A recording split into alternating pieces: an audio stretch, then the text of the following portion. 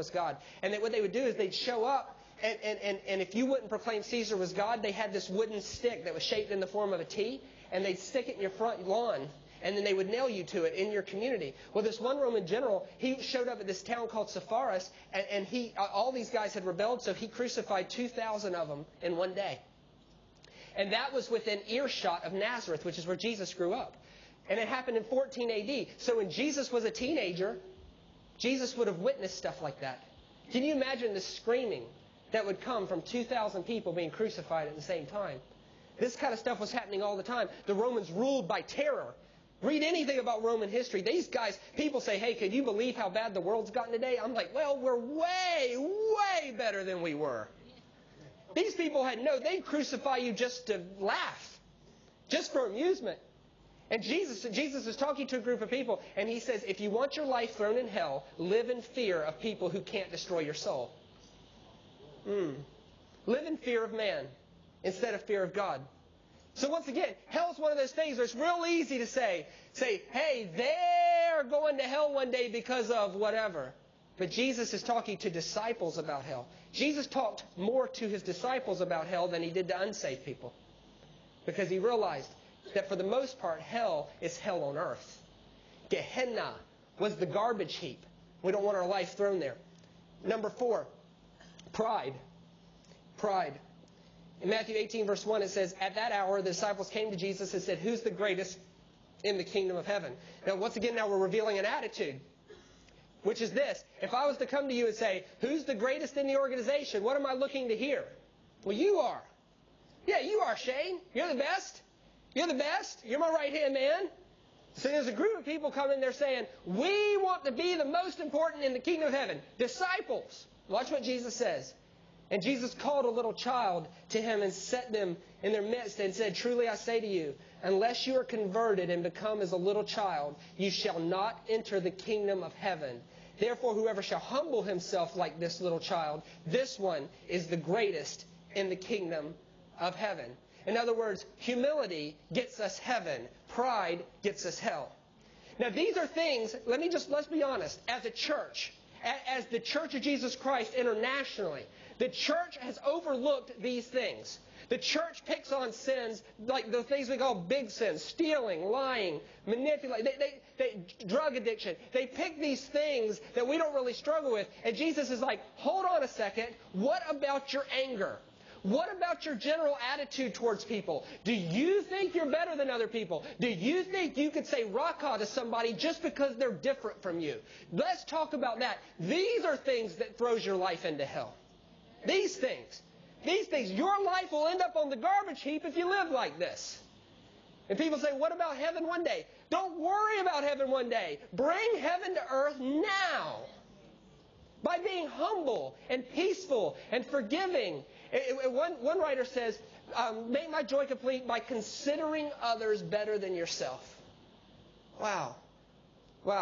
Number 5, being an offense to someone. Being an offense to someone. I was running some of this by some of my closest friends, and one of them said, oh my goodness, he says, why don't we just go ahead and wrap ourselves in tinfoil and throw ourselves in the oven and save God some time? Because when we really start looking at ourselves, this gets challenging. Being an offense to someone. Now once again, this is what Jesus said about Gehenna. Being an offense to someone. And whoever, Matthew 18 verse 5, and whoever shall receive one such little child in my name receives me. But whoever shall offend one of these little ones who believes in me, it would be better for him that a donkey's millstone were hung around his neck and he be sunk into the depths of the sea. Woe to the world because of offenses. For it is necessary that offenses come, but woe to the man by whom the offense comes. Listen to this next phrase. And if your hand or foot causes you to offend, cut them off and throw them from you. Now, how serious is Jesus about this? And what's He dealing with here? He's dealing with an attitude that says this: my life is my life. No one rules me. I rule me. It doesn't matter how my behavior makes you feel. You just got to get over it. And we've got to realize that this whole thing is premised upon the fact that the Hebrew people, they valued being an imitator more than they valued being an individual. They were not called to be individuals. They were called to be imitators of their rabbi. And this attitude that says, it doesn't matter how I make you feel. How I make you feel is your problem. I'm going to do what I'm going to do because it's my life and you don't have anything to say about it. And someone with that attitude is going to offend people all over the place.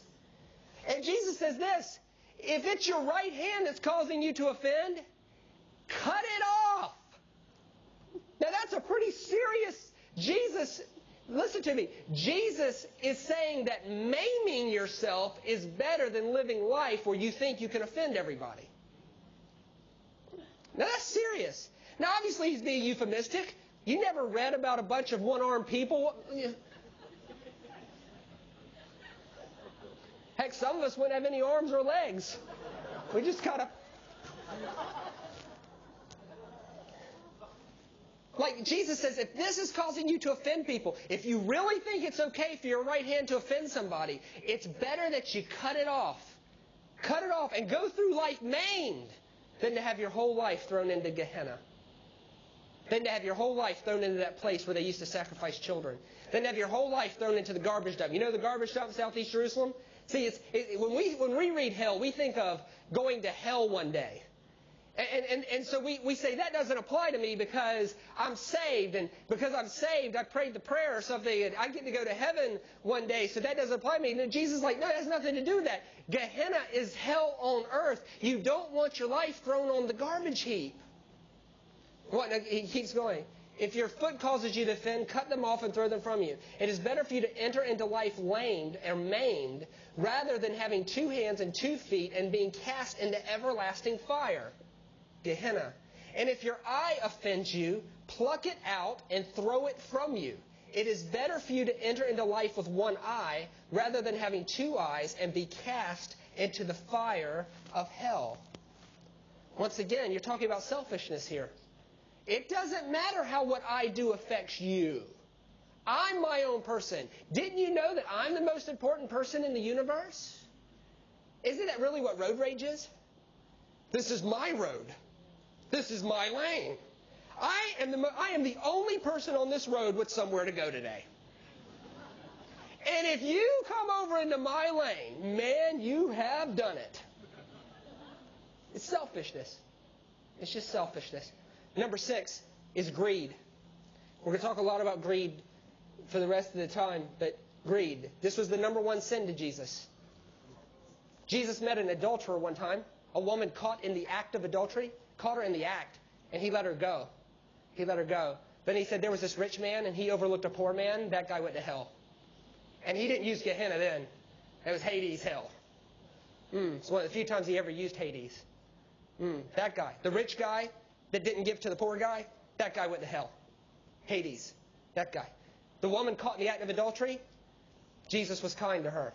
But the rich man who overlooked the poor man, hell. Hell. In Jesus' whole ministry, who was the only person that did something so horrible that God killed him? There was one man in Jesus' whole ministry that did something so horrible that God killed him. God killed him. Now when you do something so bad, God kills you, you've done it. And what did he do? It says that God blessed all the works of his hand. And it says that he said to himself, what will I do with all this blessing? And of course the answer is, help everybody else around you.